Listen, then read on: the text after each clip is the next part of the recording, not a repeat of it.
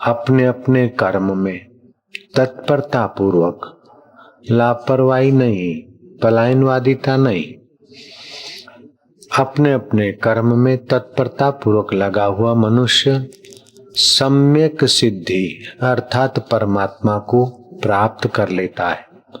अपने कर्म में लगा हुआ मनुष्य जिस प्रकार सिद्धि को प्राप्त होता है, उस प्रकार का तू मेरे से सुन अर्जुन। अपने कर्मों के द्वारा मेरी उपासना करने वाला व्यक्ति मुझ अंतर्यामी परमात्मा के ज्ञान को, ध्यान को, अमृत को पाकर मृत्युमय संसार सागर से छूट जाता है। यतः प्रवृत्ति भूतानाम येन सर्वम इदं ततम स्वकर्मणा तभ्यर्च सिद्धिम विन्दति मानवा। गीता के 18वें अध्याय का 45वां और 46वां श्लोक। जिस परमात्मा से संपूर्ण प्राणियों की उत्पत्ति होती है और जिससे यह संपूर्ण संसार व्याप्त है, उस परमात्मा का अपने कर्म के द्वारा पूजन करके मनुष्य सिद्धि को प्राप्त हो जाता है। कर्म में अभिरति होनी चाहिए। इस्लाम धर्म में यकीन की प्रधानता है। ईसाई धर्म में प्रेयर की, प्रार्थना की प्रधानता है। बौद्ध धर्म में करुणा की प्रधानता है। जैन मत अवलंबियों, ये मत हैं, पंथ हैं। जैन पंथ में अहिंसा की प्रधानता है। मजहब में, रिलीजियस में, पंथ में अपनी अपनी विशेषता है। धन्यवाद, बहुत बढ़िया। हम किसी की अच्छाई का इनकार कभी नहीं कर पाएंगे, क्योंकि हमें वेदों ने, शास्त्रों ने और गुरुओं ने बताया है कि सत्य कहीं भी किसी भी रूप में चमकता है तो उसे स्वीकार करना चाहिए। यकीन का हम आदर करते हैं, लेकिन वह यकीन का दूसरा नाम है श्रद्धा। हिंदू धर्म में श्रद्धा तो है, प्रेयर, प्रार्थना का भी स्थान है। हिंदू धर्म में करुणा भी है। भगवान को करुणा निधि कहा गया है। भगवान के भक्त और संतों में भी करुणा होती। अहिंसा, अस्तेय, ब्रह्मचर्य, ये हिंदू धर्म में इसकी महिमा भी है। लेकिन सनातन धर्म में, हिंदू धर्म में एक खास विशेष बात यह है, ये अहिंसा, करुणा, यकीन माना श्रद्धा, ये तो है, लेकिन हिंदू धर्म की खास विशेषता यह है कि हित की प्रधानता, ऐहिक हित और आत्मिक हित दोनों पर नजर डाल दी जाए। ऐहिक काम में ऐहिक हित की प्रधानता और आध्यात्मिक निगाह से आध्यात्मिक हित की प्रधानता। जिस धर्म में, उसे सनातन धर्म कह दो, हिंदू धर्म कह दो अथवा भारतीय संस्कृति कह दो, इसकी बड़ी ये महिमा भारी है। हित की प्रधानता, जैसे सत्यम वद, प्रियम वद, हितम वद। सत्य हो, प्रिय हो, हितकर हो। माँ बेटे को बोलती दवाई अच्छी मीठी है लेकिन कड़वी है, यहां झूठ बोल रही माँ। प्रिय बोलना चाहिए, पिता के नहीं, थप्पड़ पड़ेगी। ओ बाबा, बाबा आया, पकड़ के ले जाएगा। ओ पुलिस वाले ले जा, पकड़ के ले जा, मुझे को जेल में डाल दे। पुलिस वाला सचमुच आ जाए, बोले माई मार दूं डंडा, सिर फोड़ दूं, जेल में ले जाऊं, बोले जा मुआ, अपने को मार, मेरा लाला है तो दवा पिएगा। तो झूठ भी बोली, कटु भी बोली, लेकिन माँ को झूठ बोलने, कटु बोलने का पाप नहीं लगता, क्योंकि माँ की भावना बच्चे के हित की है, इसलिए माँ को ये दोष नहीं लगता। हित की प्रधानता से माँ उसको नहला रही है। बच्चे को अच्छा नहीं लगता। वैसे तो शास्त्र कहते हैं किसी को सताओ नहीं और किसे बुरा लगे ऐसा व्यवहार मत करो। लेकिन बच्चे बच्ची नन्हे होते हैं, उन्हें तुम्हारा सब व्यवहार अच्छा नहीं लगता। उन्हें स्कूल ले जाओ पकड़ के, मार के, समझा के अच्छा नहीं लगता। पकड़ के नहलाते हो अच्छा नहीं लगता। लेकिन हित की भावना से करते हो तो अच्छा न भी लगे, उसके बाप को भी अच्छा ना लगे, फिर भी माँ को करना चाहिए उसकी भलाई, ये धर्म कहता है। तो हिंदू धर्म की विशेषता है कि जैसे लौकिक हित में माँ को पाप नहीं लगता, लौकिक हित में डॉक्टर को पाप नहीं लगता। किसी ने कहा कि तेरी खबर ले लूंगा, रामपुरी रखता हूं, हाँ आप थाने में फरियाद कर दो, रामपुरी मारने का धमकी दे रहा है। किसी ने सचमुच गुप्ती दिखाई या रामपुरी दिखाया, कमिश्नर पे आप अप्लाई कर दो। लेकिन एक वो व्यक्ति है न धमकी देता है न दिखाता है, वो सचमुच ऑपरेशन थिएटर में काट वूट के छुरे घुमा के बहुत सारा कुछ खून बहा देता है आपका। एक ने धमकी दी, उसके लिए थाने में रिपोर्ट, दूसरे ने कड़ी धमकी दी और दिखाया कमिश्नर के यहाँ रिपोर्ट, तीसरे ने चक्कू घुमाया उस डॉक्टर को, ऑपरेशन करता डॉक्टर को आप फीस देते हैं क्योंकि चक्कू घुमाया हित की भावना से। ये व्यवहारिक हित है।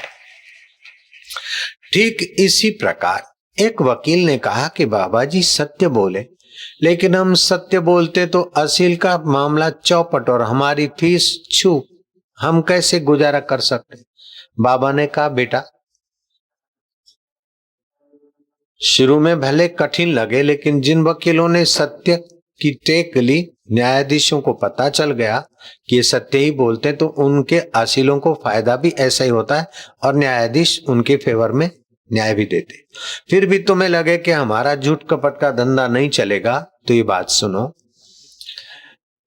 छोटे लाभ को आदमी त्याग देता है जब बड़ा लाभ होता है।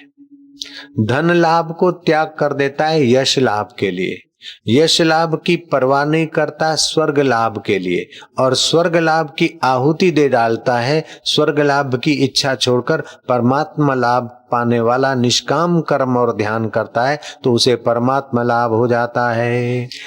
तो धन के लाभ का त्याग करके व्यक्ति यश लाभ ले लेता है, यश लाभ का त्याग करके स्वर्गीय लाभ ले लेता है, स्वर्गीय लाभ की इच्छा छोड़कर परमात्मा प्राप्ति का लाभ। तो जितना हित ऊंचा उतना नीचे स्वार्थ को छोड़ना पड़ता है। स्वामी विवेकानंद बोलते थे कि मनुष्य जाति को आप रहने का मकान दे दो, घूमने के लिए रथ गाड़ी मोटर दे दो, और उनके इलाज के लिए घर घर में एक निःशुल्क औषधालय और डॉक्टर और नर्स रख दो, फिर भी मनुष्य जाति के दुखों का अंत नहीं होगा, क्योंकि स्वाद के लिए कुछ न कुछ गड़बड़ खाएगा, गड़बड़ करेगा, कट्टा कट्टी होगी, ऑपरेशन होंगे, कहराता रहेगा और अंत में मौत आकर गला दबोच लेगी, हाय मैं मर रहा हूं ये अज्ञान मौजूद रहेगा, तो फिर 84 लाख योनियों में जाएगा। तुम कितना धन दे दो, कितनी सत्ता दे दो, कितना सुविधा दे दो, फिर भी मनुष्य के हृदय में जब तक आध्यात्मिक ज्ञान नहीं है, आत्मिक शांति नहीं है, संतों का संग नहीं, परमात्मा का रंग नहीं, तब तक मनुष्य जाति के दुखों का अंत नहीं हो सकता। मनुष्य जाति के दुखों का अंत का एक सुंदर उपाय है कि उनको भगवत ज्ञान, भगवत ध्यान और भगवत तत्व में स्थिति कराने वाला सत्संग दिला दो। दुनिया के बड़े बड़े उद्योगों की अपेक्षा 2 क्षण भगवत विश्रांति जीव का ऊंचा कल्याण करती है। तो ऊंचे हित के लिए नीचे हित का त्याग करना पड़ता है।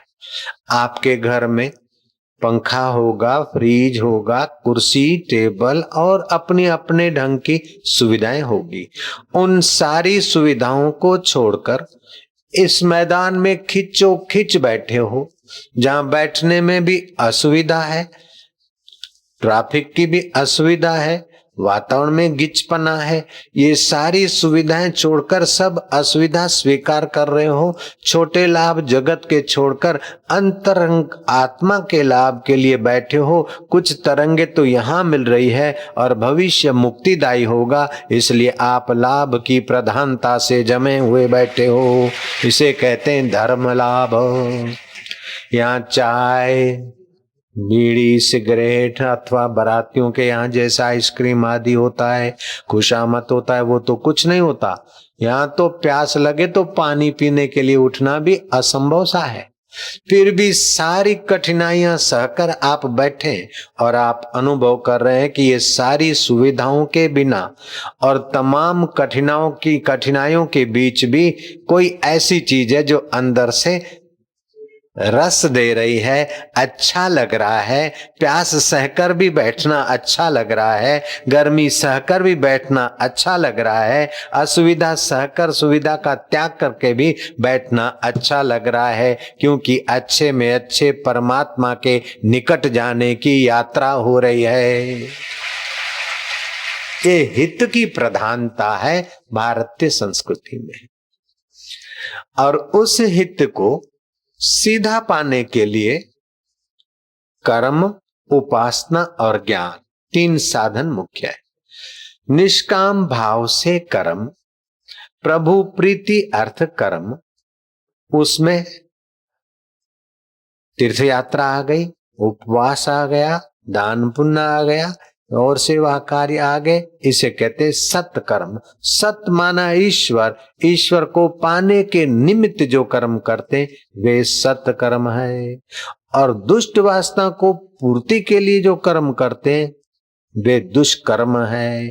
और व्यवहार चलाने के लिए जो कर्म करते हैं वो नित्य कर्म है। कोई श्राद्ध आया, बाढ़ आई, या कोई त्योहार आया, या कोई कुटुंब में कुछ गड़बड़ हुई तो उसको मदद किया, सेवा की, उसे नैमित्तिक कर्म कहते हैं। तो किसी निमित्त से कर्म होते हैं, नित्य कर्म होते हैं, निषिद्ध कर्म होते हैं, और परमात्मा के रास्ते जाने वाले विहित कर्म होते हैं। तो ये सारे कर्म करने की शक्ति जहां से आती है उसे कहते आत्मा। जो आत्मा है वही सब में बसा है, इसलिए वो परमात्मा भी है। घड़े का आकाश है वही महाकाश है। एक तरंग का जो पानी है वो पूरे दरिया का पानी वो है। ऐसे ही आत्मा परमात्मा एक है। तो बोले आत्मा, मेरी आत्मा मर गई तो सबकी आत्मा मरनी चाहिए। बड़े मियाँ, सबकी आत्मा नहीं मरती, तुम्हारी आत्मा नहीं मरती, तुम्हारा शरीर मरता है, लेकिन मेरी आत्मा में दुख हो रहा है। बड़े भैया, तुम्हारी आत्मा में दुख नहीं होता, मनोवृत्ति में दुख हो रहा है, आत्मा उसको जान रही है। मेरी आत्मा में सुख हो रहा है, तुम्हारी मनोवृत्ति में सुख हो रहा है, सात्विकता का तुम्हारे को पता चल रहा है, वो आत्मा है। इस प्रकार का आत्मा परमात्मा का श्रवण करते, जप करते, ध्यान करके अंतरंग सुख पाते पाते उस सुख स्वरूप में स्थिति हो जाए, ज्ञान स्वरूप में स्थिति हो जाए, आनंद स्वरूप में स्थिति हो जाए, ये है मनुष्य जन्म की सबसे ऊंचे में ऊंची उपलब्धि। वो उपलब्धि जिसको हो जाती है वो तो तरता है, उसके दर्शन से भी लोगों के पाप निवृत्त होते हैं। उसके साथ मिलकर कथा कीर्तन और हरिनाम और सत्संग करने वाले को भी हजारों अश्व गौ दान करने से भी ज्यादा फल होता है। हजारों यज्ञ करने से भी श्रोताओं को ज्यादा फल होता है। ताली मत बजाओ, ठहरो ठहरो, मैं हाथ ऊपर करूंगा तब अपना शौक पूरा कर लेना ताली बजाने का। श्रीमद् भागवत में लिखा है, अश्वमेघ सहस्त्राणि, हजारों अश्वमेघ यज्ञ, वाजपेय शतानि च, सैकड़ों वाजपेय यज्ञ का फल तराजू के एक पल्लड़ में रखो, और भगवत कथा का पुण्य दूसरे पल्लड़ में रखो, तो भगवत कथा सुनने का पुण्य 1000 अश्वमेघ यज्ञ, सैकड़ों वाजपेय यज्ञ 16 में हिस्से की बराबरी नहीं कर सकते। ऐसा ये परम हितकारी भगवत तत्व का सत्संग माना जाता है। भागवत के पहले स्कंद में लिखा है, पहले अध्याय में लिखा है, अश्वमेघ सहस्त्राणि वाजपेय शतानि च शुक शास्त्र कथायाश्च कला नाहंति षोडशम। 16वां हिस्से की भी बराबरी 1000 अश्वमेघ यज्ञ का फल नहीं कर सकता। ऐसा फल आपने सतत 4 दिनों से पाने की यात्रा की। आप सभी को धन्यवाद है। भगवान शंकर के सुपुत्र कार्तिक स्वामी सूर्य नारायण से मिलने गए।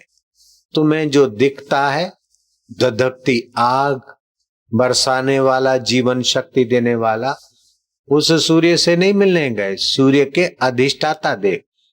जैसे गंगा जी बहती हुई गंगा जी एक बात है, और भीष्म याद करता और मां गंगा प्रकट होती है, वो गंगा का आदि दैविक स्वरूप है। बहती गंगा आदि भौतिक रूप है। तो 3 रूप होते, आदि भौतिक, आदि दैविक और अध्यात्म। तो सूर्य नारायण से मिलने गए तो धधकते सूर्य नारायण से नहीं, लेकिन सूर्य नारायण आदि दैविक स्वरूप से मिलने गए कार्तिक स्वामी। कार्तिक को देखकर सूर्य भगवान उनकी आगत स्वागता करने के लिए खड़े हुए, जो पूजा की सामग्री लेकर सत्कार करने। शंकर जी का सुपुत्र है कार्तिक स्वामी। तो एकाएक कार्तिक स्वामी का स्वागत करने की बजाय उनकी नजर एक विमान पर पड़ी, वो उधर मुड़ गए और विमान के विलक्षण देव पुरुष का सूर्य नारायण ने आदर सहित सत्कार पूजन किया। वो विमान रवाना हुआ। जो ही कार्तिक के तरफ दूसरी थाली लेकर चले तो दूसरा विमान पसार हुआ। गौर से देखा तो उस विमान के देव पुरुष का पूजन करने सूर्य नारायण गए। उनको भाव भी नहीं विदाई देकर जब कार्तिक स्वामी का पूजन करने को सूर्य देव जाते तो कार्तिक कहते कि देवेश्वर, आपका सम्मान तो मैंने मानो स्वीकार कर लिया, लेकिन मेरी जिज्ञासा पूर्ति हो जाए पहले कि मेरे तरफ आते आप 2 बार उन दिव्य विमान में बैठे हुए देव पुरुषों के स्वागत में लग गए, आखिर वे कौन है? कार्तिक स्वामी रामा अवतार में रोम रोम में राम तत्व को बताने वाले, राम का साकार दर्शन करने पर भी राम तत्व का अनुभव न होने पर व्यक्ति के आध्यात्मिक यात्रा के शिखर सर नहीं होते। राम के स्वरूप का तात्विक वर्णन करने वाले ब्रह्मज्ञानी संत का विमान था, इसलिए मैं आपका पूजन छोड़कर उस संत का पूजन करने गया था। अच्छा, तो दूसरा विमान जो गया वे भी कोई संत थे? ना, वे संत नहीं थे, लेकिन संत के सतशिष्य थे। संत के देवी कार्य में भागीदार होने के लिए दिन रात लगे रहते, आयोजन करते थे। इसलिए मानव जात को परम हित के प्रसाद से तृप्त करने का काम करते थे। इनकी ऊंचाई के आगे कार्तिक स्वामी और किसकी ऊंचाई हो सकती? कार्तिक स्वामी कहते हैं, वास्तव में वैदिक धर्म, सनातन धर्म जो सत्य है, चित्त है और आनंद है, उसके तरफ जितना सीधा मार्ग पे जाता है उतना वो व्यक्ति जल्दी ऊंचाई को पाता है। तो आपका वास्तविक आत्मा सत्य है। शरीर पहले नहीं था, बाद में नहीं रहेगा, अभी भी मौत के तरफ जा रहा है। आपका आत्मा चेतन है। हाथ को पता नहीं मैं हाथ हूं, लेकिन चेतन आपको पता है कि हाथ है। खोपड़े को पता नहीं मैं खोपड़ा हूं, लेकिन आपको पता है कि खोपड़ी है। कपड़ों को पता नहीं मेरे कपड़े हूं, मकान को पता नहीं कि मकान हूं, लेकिन आप चेतन है, मकान को जानते, शरीर को जानते। मेरा सिर, मेरा पैर, मेरा गला, मेरा पेट, मेरी किडनी, मेरी लीवर, ये सब आपके शरीर के अंग और साधन है। शरीर मरने के बाद भी आपका सत्य स्वरूप आत्मा नहीं मरता। शरीर की मौत के वक्त भी आपका चेतन स्वरूप आत्मा उसको जानता है। और शरीर की अनुकूलता प्रतिकूलता आती और चली जाती है, फिर भी आपका आत्मा समाधि के सुख में आनंदित हो जाता है। कबीर जी शरीर छोड़ रहे थे और आनंदित हुए। जा मरने ते जग डरे, मोरे मन आनंद। कब मरिए कब मिलिए, पाइए पूर्ण परमानंद। अभी तो इस शरीर रूपी साधन को खिलाओ पिलाओ निलाओ दुलाओ, गाड़ी में जहाजों में बिठाओ दुड़ाओ, बाद में तो तेरे साथ एक हो जाए, क्या फर्क पड़ता है। तो जिसने परम लाभ का ज्ञान पाया है, वो शरीर की मृत्यु को अपनी मृत्यु नहीं जानता, नहीं मानता। शरीर के दुख को मेरा दुख नहीं मानता। मन के घबराहट को अपनी घबराहट नहीं मानता। मति के विवल को अपनी विवलता नहीं मानता। मन तू ज्योति स्वरूप अपना मूल पहचान। वो अपने मूल का श्रवण करता है, अपने मूल का चिंतन करता है, अपने मूल स्वरूप का ध्यान करके परम हित कर लेता है। तो लौकिक काम भले उसका थोड़ा कम ज्यादा हो तो बुरा नहीं माना जाता, परवाह नहीं होती। एक साधे सब सधे, सब साधे सब जाए। दुनिया का सब कुछ साध ले, लेकिन वो परम लाभ नहीं साधा तो चाहे तवंगर हो, चाहे राजा हो, चाहे दक्ष प्रजापति हो, सब सदा हुआ असदा हो जाता है। और जिसने एक साध लिया, दूसरा उसका अपने आप सदता चला जाता है। तो भगवान कहते कि स्वे स्वे कर्मणाभ्यर्था, अपने अपने कर्मों से परम लाभ पाने की रुचि करो। कैसे? दृष्टांत देता हूं। दो व्यक्ति हैं, एक ही सोसाइटी में रहते हैं। कल्पना करके मैं आपको बता रहा हूं, सत्य घटना हो कि ना हो, लेकिन ये कहानी है, मैं उसमें कल्पना जोड़कर बता रहा हूं। एक व्यक्ति क्लास 2 का ऑफिसर है, सरकारी मुलाजिम है। दूसरा भी क्लास 2 का है। दोनों को करीब करीब पगार एक जैसा ही मिलता है। अब एक के घर अपनी बहन पति के दुख से, शराबी कबाबी होने से दुखी होकर भाई के घर 2 बच्चों ले आकर ठहरी। 2-5 दिन तो ठहरी, बाद में भाई और भाभी उसको देखकर अंगारे बरसा रहे। कब जाएगी वो शराबी, कब सुधरेगा? सुधरे न सुधरे तुम मरो, हम क्या करें, हमारे तो महंगाई है, पूरा नहीं होता। बहन महने सुनकर जहर की रोटी समझती हुई बेचारी चबा रही है। भांजे आंसू बहा रहे हैं, मां को भी तीर लग रहे हैं। रोटी तो वो भी खिला रहा है। दूसरा एक व्यक्ति, उसके यहां भी इसी प्रकार की बहन आ गई।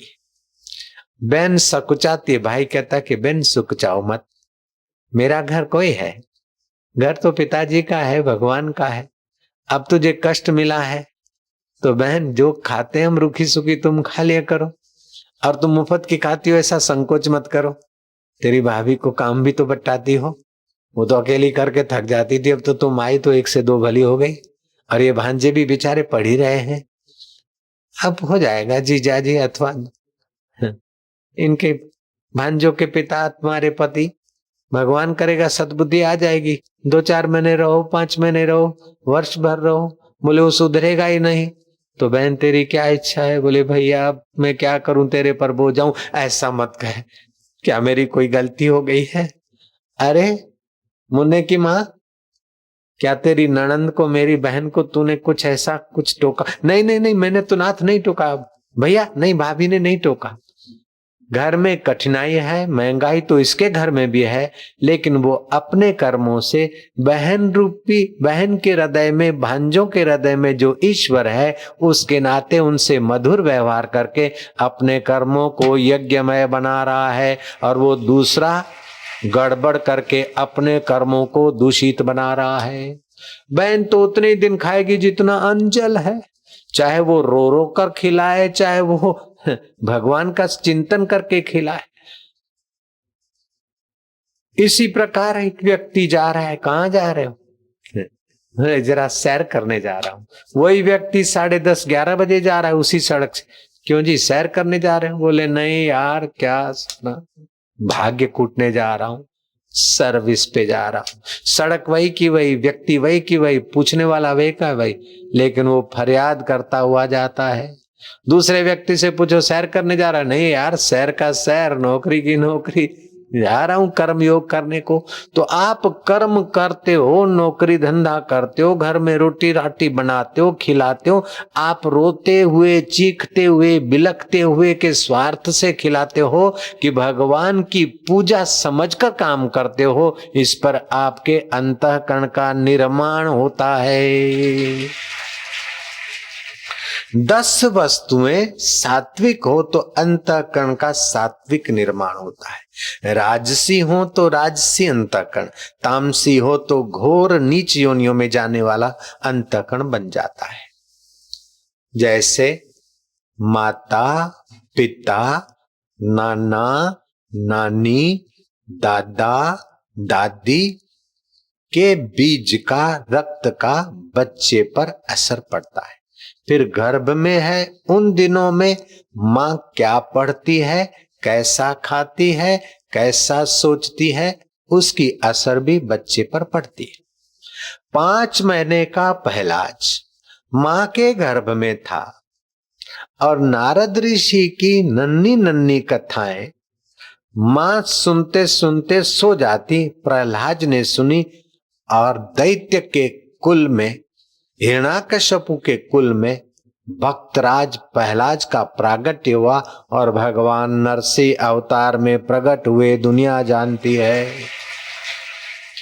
इसीलिए जो माताएं होने वाली होती है उनको खूब ध्यान रखना चाहिए कि शिशु पेट में है तो ऐसे चलचित्र ना देखे सिनेमा के जिससे बुरा असर पड़े। घर में ऐसे चलचित्र रखे जिससे भगवान की याद आए, जप करे, खुराक सुंदर सात्विक खाए और अच्छे शास्त्र पढ़े तो आने वाले संतान के मन पर असर पड़ेगा। आप अकेले नहीं हो, आपके कर्म से आप पिता को, दादा को, परदादा को नरक में या स्वर्ग में भेज सकते हो। वो अभी स्वर्ग में और आप कुकर्म करो तो उनको भी थोड़ा पनिशमेंट मिलता है, क्योंकि उन्हीं के धन और संस्कार से आपने कुकर्म किया तो वे जिम्मेदारी उनको मिलती है। अगर आपने सत्कर्म किया तो वो चाहे कहीं नीची योनि में या नरक में हो तो आपके शुभ कर्म से उनकी ऊंचाई होती है और आने वालों को भी यश मिलता है। मैं अगर शराब कबाब खाता और किसी लवरी को ले जाता और दूसरी तीसरी शादी करता और चरुट पीता तो मेरे पिता के नाम को भी लोग गालियां देते और दादा के नाम को भी नालत करते। अभी तो पिता को, दादा को, कुल को जय जयकार। मैं अगर गलत करता तो मुझे तो नालत मिलती, लेकिन मेरे बेटों के लिए भी लोग नालत करते। अभी तो मेरे बेटे को, बेटी को और जो रिश्तेदार है उनको भी लोग हाथ जोड़ते। तो आप धरती पर अकेले नहीं है, आप लंबी जंजीर की एक कड़ी है। एक धारा ऊपर को जाती है पूर्वजों के तरफ तो दूसरी धारा अनुगामियों के तरफ। इसलिए आप ऐसा जीवन जिए कि आपकी ऊपर की धारा और आने वाली पीढ़ी दोनों आपसे लाभविंत हो। तो आपने अपने कर्मों से सृष्टिकर्ता के बगीचे को संवार दिया, ईश्वर तुम पर प्रसन्न हो जाएगा, माता पिता प्रसन्न हो जाएंगे, कुटुंबी प्रसन्न हो जाएंगे और आपको अपना आत्मसंतोष रहेगा। स्वस्य कर्मणाभिरतः संसिद्धि लभते नरः, स्वकर्म निरत सिद्धिम यथा विन्दति तत्शृणु। अपने अपने कर्म में तत्परता पूर्वक लगा हुआ मनुष्य सम्यक सिद्धि अर्थात परमात्मा संतोष, परमात्मा शांति, मुक्ति को प्राप्त कर लेता है। अपने कर्म में लगा हुआ मनुष्य जिस प्रकार सिद्धि को प्राप्त होता है, उस प्रकार को तू मेरे से सुन अर्जुन। भगवान कृष्ण कहते हैं 18वें अध्याय का 45वां श्लोक।